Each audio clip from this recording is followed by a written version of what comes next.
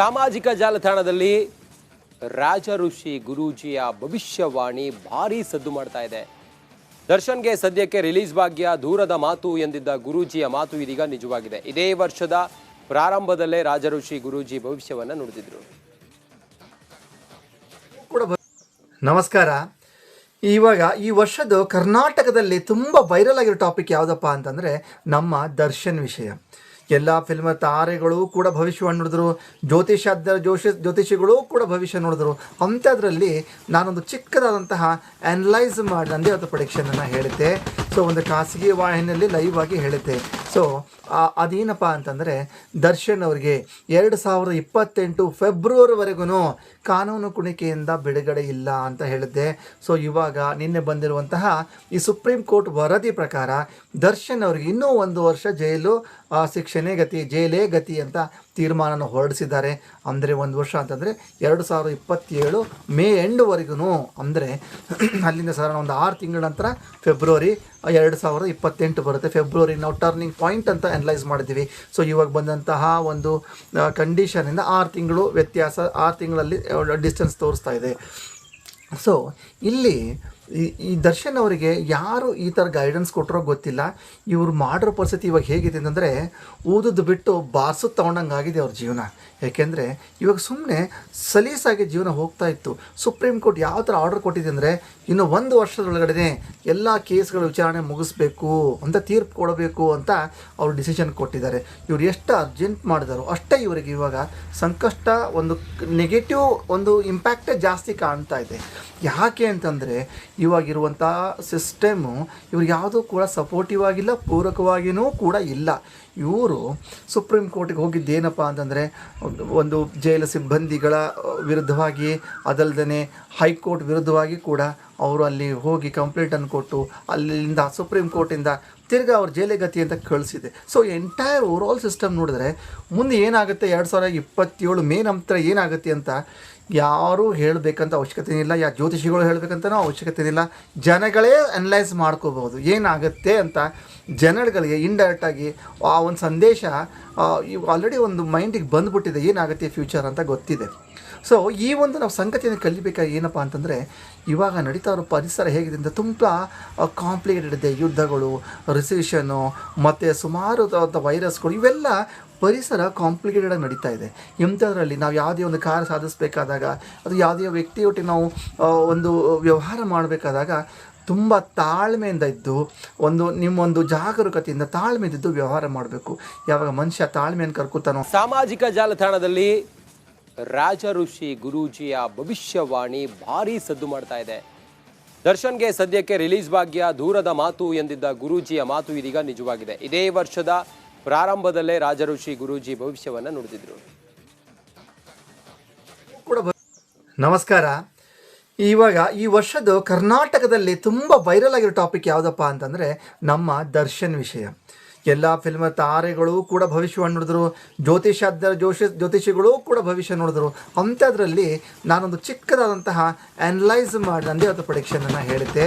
So ಒಂದು ಖಾಸಗಿ ವಾಹಿನಿಯಲ್ಲಿ ಲೈವ್ ಆಗಿ ಹೇಳಿದ್ದೆ.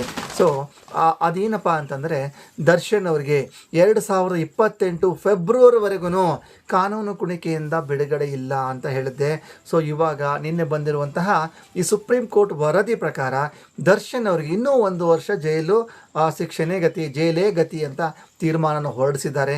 ಅಂದರೆ 1 ವರ್ಷ ಅಂತಂದರೆ 2027 ಮೇ ಎಂಡ್ವರೆಗೂ, ಅಂದರೆ ಅಲ್ಲಿಂದ ಸಾಧಾರಣ ಒಂದು 6 ತಿಂಗಳ ನಂತರ ಫೆಬ್ರವರಿ 2028 ಬರುತ್ತೆ. ಫೆಬ್ರವರಿ ನಾವು ಟರ್ನಿಂಗ್ ಪಾಯಿಂಟ್ ಅಂತ ಅನಲೈಸ್ ಮಾಡಿದ್ದೀವಿ. ಸೊ ಇವಾಗ ಬಂದಂತಹ ಒಂದು ಕಂಡೀಷನಿಂದ 6 ತಿಂಗಳು ವ್ಯತ್ಯಾಸ, 6 ತಿಂಗಳಲ್ಲಿ ಡಿಸ್ಟೆನ್ಸ್ ತೋರಿಸ್ತಾ ಇದೆ. ಸೊ ಇಲ್ಲಿ ಈ ದರ್ಶನ್ ಅವರಿಗೆ ಯಾರು ಈ ಥರ ಗೈಡೆನ್ಸ್ ಕೊಟ್ಟರೋ ಗೊತ್ತಿಲ್ಲ. ಇವರು ಮಾಡಿರೋ ಪರಿಸ್ಥಿತಿ ಇವಾಗ ಹೇಗಿದೆ ಅಂತಂದರೆ ಓದೋದು ಬಿಟ್ಟು ಬಾರ್ಸೋದು ತೊಗೊಂಡಂಗೆ ಆಗಿದೆ ಅವ್ರ ಜೀವನ. ಯಾಕೆಂದರೆ ಇವಾಗ ಸುಮ್ಮನೆ ಸಲೀಸಾಗಿ ಜೀವನ ಹೋಗ್ತಾ ಇತ್ತು.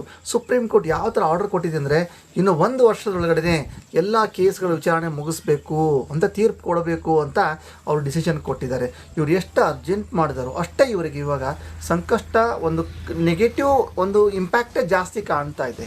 ಯಾಕೆ ಅಂತಂದರೆ ಇವಾಗಿರುವಂಥ ಸಿಸ್ಟಮು ಇವ್ರಿಗೆ ಯಾವುದೂ ಕೂಡ ಸಪೋರ್ಟಿವ್ ಆಗಿಲ್ಲ, ಪೂರಕವಾಗಿಯೂ ಕೂಡ ಇಲ್ಲ. ಇವರು ಸುಪ್ರೀಂ ಕೋರ್ಟಿಗೆ ಹೋಗಿದ್ದೇನಪ್ಪ ಅಂತಂದರೆ ಒಂದು ಜೈಲು ಸಿಬ್ಬಂದಿಗಳ ವಿರುದ್ಧವಾಗಿ, ಅದಲ್ಲದೆ ಹೈಕೋರ್ಟ್ ವಿರುದ್ಧವಾಗಿ ಕೂಡ ಅವರು ಅಲ್ಲಿ ಹೋಗಿ ಕಂಪ್ಲೇಂಟನ್ನು ಕೊಟ್ಟು ಅಲ್ಲಿಂದ ಸುಪ್ರೀಂ ಕೋರ್ಟಿಂದ ತಿರ್ಗಾ ಅವ್ರ ಜೈಲಿಗತಿ ಅಂತ ಕಳಿಸಿದೆ. ಸೊ ಎಂಟೈರ್ ಓವರಾಲ್ ಸಿಸ್ಟಮ್ ನೋಡಿದ್ರೆ ಮುಂದೆ ಏನಾಗುತ್ತೆ 2027 ಮೇ ನಂತರ ಏನಾಗುತ್ತೆ ಅಂತ ಯಾರೂ ಹೇಳಬೇಕಂತ ಅವಶ್ಯಕತೆ ಇಲ್ಲ, ಯಾ ಜ್ಯೋತಿಷಿಗಳು ಹೇಳಬೇಕಂತನೂ ಅವಶ್ಯಕತೆ ಇಲ್ಲ. ಜನಗಳೇ ಅನಲೈಸ್ ಮಾಡ್ಕೋಬಹುದು ಏನಾಗುತ್ತೆ ಅಂತ. ಜನಗಳಿಗೆ ಇಂಡೈರೆಕ್ಟಾಗಿ ಆ ಒಂದು ಸಂದೇಶ ಆಲ್ರೆಡಿ ಒಂದು ಮೈಂಡಿಗೆ ಬಂದುಬಿಟ್ಟಿದೆ, ಏನಾಗುತ್ತೆ ಫ್ಯೂಚರ್ ಅಂತ ಗೊತ್ತಿದೆ. ಸೊ ಈ ಒಂದು ನಾವು ಸಂಗತಿಯನ್ನು ಕಲಿಬೇಕಾಗಿ ಏನಪ್ಪ ಅಂತಂದರೆ, ಇವಾಗ ನಡೀತಾ ಇರೋ ಪರಿಸರ ಹೇಗಿದೆ ಅಂತ ತುಂಬ ಕಾಂಪ್ಲಿಕೇಟೆಡ್ ಇದೆ. ಯುದ್ಧಗಳು, ರಿಸೆಷನ್ನು ಮತ್ತು ಸುಮಾರು ವೈರಸ್ಗಳು, ಇವೆಲ್ಲ ಪರಿಸರ ಕಾಂಪ್ಲಿಕೇಟೆಡಾಗಿ ನಡೀತಾ ಇದೆ. ಇಂಥದ್ರಲ್ಲಿ ನಾವು ಯಾವುದೇ ಒಂದು ಕಾರ್ಯ ಸಾಧಿಸಬೇಕಾದಾಗ, ಅದು ಯಾವುದೇ ವ್ಯಕ್ತಿಯೊಟ್ಟಿಗೆ ನಾವು ಒಂದು ವ್ಯವಹಾರ ಮಾಡಬೇಕಾದಾಗ ತುಂಬ ತಾಳ್ಮೆಯಿಂದ ಇದ್ದು, ನಿಮ್ಮೊಂದು ಜಾಗರೂಕತೆಯಿಂದ ತಾಳ್ಮೆಯಿದ್ದು ವ್ಯವಹಾರ ಮಾಡಬೇಕು. ಯಾವಾಗ ಮನುಷ್ಯ ತಾಳ್ಮೆಯನ್ನು ಕರ್ಕೊತಾನೋ. ಸಾಮಾಜಿಕ ಜಾಲತಾಣದಲ್ಲಿ ರಾಜ ಋಷಿ ಗುರೂಜಿಯ ಭವಿಷ್ಯವಾಣಿ ಭಾರಿ ಸದ್ದು ಮಾಡ್ತಾ ಇದೆ. ದರ್ಶನ್ಗೆ ಸದ್ಯಕ್ಕೆ ರಿಲೀಸ್ ಭಾಗ್ಯ, ದೂರದ ಮಾತು ಎಂದಿದ್ದ ಗುರೂಜಿಯ ಮಾತು ಇದೀಗ ನಿಜವಾಗಿದೆ. ಇದೇ ವರ್ಷದ ಪ್ರಾರಂಭದಲ್ಲೇ ರಾಜ ಋಷಿ ಗುರೂಜಿ ಭವಿಷ್ಯವನ್ನ ನುಡಿದಿದ್ರು. ನಮಸ್ಕಾರ. ಇವಾಗ ಈ ವರ್ಷದ ಕರ್ನಾಟಕದಲ್ಲಿ ತುಂಬ ವೈರಲ್ ಆಗಿರೋ ಟಾಪಿಕ್ ಯಾವುದಪ್ಪ ಅಂತಂದರೆ ನಮ್ಮ ದರ್ಶನ್ ವಿಷಯ. ಎಲ್ಲ ಫಿಲ್ಮ್ ತಾರೆಗಳು ಕೂಡ ಭವಿಷ್ಯವನ್ನು ನುಡಿದ್ರು, ಜ್ಯೋತಿಷಿಗಳು ಕೂಡ ಭವಿಷ್ಯ ನುಡಿದ್ರು. ಅಂಥದ್ರಲ್ಲಿ ನಾನೊಂದು ಚಿಕ್ಕದಾದಂತಹ ಅನಲೈಸ್ ಮಾಡಿ ನಂದೇ ಅವತ್ತು ಪ್ರೊಡಿಕ್ಷನನ್ನು ಹೇಳಿದ್ದೆ. ಸೊ ಒಂದು ಖಾಸಗಿ ವಾಹಿನಿಯಲ್ಲಿ ಲೈವ್ ಆಗಿ ಹೇಳಿದ್ದೆ. ಸೊ ಅದೇನಪ್ಪ ಅಂತಂದರೆ, ದರ್ಶನ್ ಅವರಿಗೆ 2028 ಫೆಬ್ರವರಿವರೆಗೂ ಕಾನೂನು ಕುಣಿಕೆಯಿಂದ ಬಿಡುಗಡೆ ಇಲ್ಲ ಅಂತ ಹೇಳಿದ್ದೆ. ಸೊ ಇವಾಗ ನಿನ್ನೆ ಬಂದಿರುವಂತಹ ಈ ಸುಪ್ರೀಂ ಕೋರ್ಟ್ ವರದಿ ಪ್ರಕಾರ ದರ್ಶನ್ ಅವರಿಗೆ ಇನ್ನೂ 1 ವರ್ಷ ಜೈಲೇ ಗತಿ ಅಂತ ತೀರ್ಮಾನನ ಹೊರಡಿಸಿದ್ದಾರೆ. ಅಂದರೆ 1 ವರ್ಷ ಅಂತಂದರೆ 2027 ಮೇ ಎಂಡ್ವರೆಗೂ, ಅಂದರೆ ಅಲ್ಲಿಂದ ಸಾಧಾರಣ ಒಂದು 6 ತಿಂಗಳ ನಂತರ ಫೆಬ್ರವರಿ 2028 ಬರುತ್ತೆ. ಫೆಬ್ರವರಿ ನಾವು ಟರ್ನಿಂಗ್ ಪಾಯಿಂಟ್ ಅಂತ ಅನಲೈಸ್ ಮಾಡಿದ್ದೀವಿ. ಸೊ ಇವಾಗ ಬಂದಂತಹ ಒಂದು ಕಂಡೀಷನಿಂದ 6 ತಿಂಗಳು ವ್ಯತ್ಯಾಸ, 6 ತಿಂಗಳಲ್ಲಿ ಡಿಸ್ಟೆನ್ಸ್ ತೋರಿಸ್ತಾ ಇದೆ.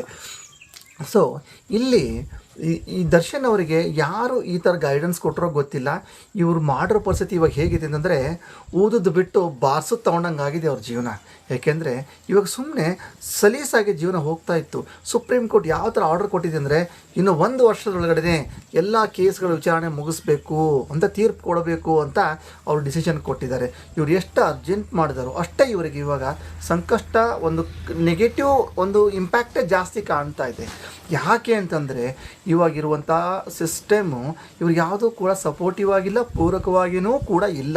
ಇವರು ಸುಪ್ರೀಂ ಕೋರ್ಟಿಗೆ ಹೋಗಿದ್ದೇನಪ್ಪ ಅಂತಂದರೆ ಒಂದು ಜೈಲು ಸಿಬ್ಬಂದಿಗಳ ವಿರುದ್ಧವಾಗಿ, ಅದಲ್ಲದೆ ಹೈಕೋರ್ಟ್ ವಿರುದ್ಧವಾಗಿ ಕೂಡ ಅವರು ಅಲ್ಲಿ ಹೋಗಿ ಕಂಪ್ಲೇಂಟನ್ನು ಕೊಟ್ಟು ಅಲ್ಲಿಂದ ಸುಪ್ರೀಂ ಕೋರ್ಟಿಂದ ತಿರ್ಗಾ ಅವ್ರ ಜೈಲಿಗತಿ ಅಂತ ಕಳಿಸಿದೆ. ಸೊ ಎಂಟೈರ್ ಓವರಾಲ್ ಸಿಸ್ಟಮ್ ನೋಡಿದ್ರೆ ಮುಂದೆ ಏನಾಗುತ್ತೆ 2027 ಮೇ ನಂತರ ಏನಾಗುತ್ತೆ ಅಂತ ಯಾರೂ ಹೇಳಬೇಕಂತ ಅವಶ್ಯಕತೆ ಇಲ್ಲ, ಯಾ ಜ್ಯೋತಿಷಿಗಳು ಹೇಳಬೇಕಂತನೂ ಅವಶ್ಯಕತೆ ಇಲ್ಲ. ಜನಗಳೇ ಅನಲೈಸ್ ಮಾಡ್ಕೋಬಹುದು ಏನಾಗುತ್ತೆ ಅಂತ. ಜನಗಳಿಗೆ ಇಂಡೈರೆಕ್ಟಾಗಿ ಆ ಒಂದು ಸಂದೇಶ ಆಲ್ರೆಡಿ ಒಂದು ಮೈಂಡಿಗೆ ಬಂದುಬಿಟ್ಟಿದೆ, ಏನಾಗುತ್ತೆ ಫ್ಯೂಚರ್ ಅಂತ ಗೊತ್ತಿದೆ. ಸೊ ಈ ಒಂದು ನಾವು ಸಂಗತಿಯನ್ನು ಕಲಿಬೇಕಾಗಿ ಏನಪ್ಪ ಅಂತಂದರೆ, ಇವಾಗ ನಡೀತಾ ಇರೋ ಪರಿಸರ ಹೇಗಿದೆ ಅಂತ ತುಂಬ ಕಾಂಪ್ಲಿಕೇಟೆಡ್ ಇದೆ. ಯುದ್ಧಗಳು, ರಿಸೆಷನ್ನು ಮತ್ತು ಸುಮಾರು ವೈರಸ್ಗಳು, ಇವೆಲ್ಲ ಪರಿಸರ ಕಾಂಪ್ಲಿಕೇಟೆಡಾಗಿ ನಡೀತಾ ಇದೆ. ಇಂಥದ್ರಲ್ಲಿ ನಾವು ಯಾವುದೇ ಒಂದು ಕಾರ್ಯ ಸಾಧಿಸಬೇಕಾದಾಗ, ಅದು ಯಾವುದೇ ವ್ಯಕ್ತಿಯೊಟ್ಟಿಗೆ ನಾವು ಒಂದು ವ್ಯವಹಾರ ಮಾಡಬೇಕಾದಾಗ ತುಂಬ ತಾಳ್ಮೆಯಿಂದ ಇದ್ದು, ನಿಮ್ಮೊಂದು ಜಾಗರೂಕತೆಯಿಂದ ತಾಳ್ಮೆಯಿದ್ದು ವ್ಯವಹಾರ ಮಾಡಬೇಕು. ಯಾವಾಗ ಮನುಷ್ಯ ತಾಳ್ಮೆಯನ್ನು ಕರ್ಕೊತಾನೋ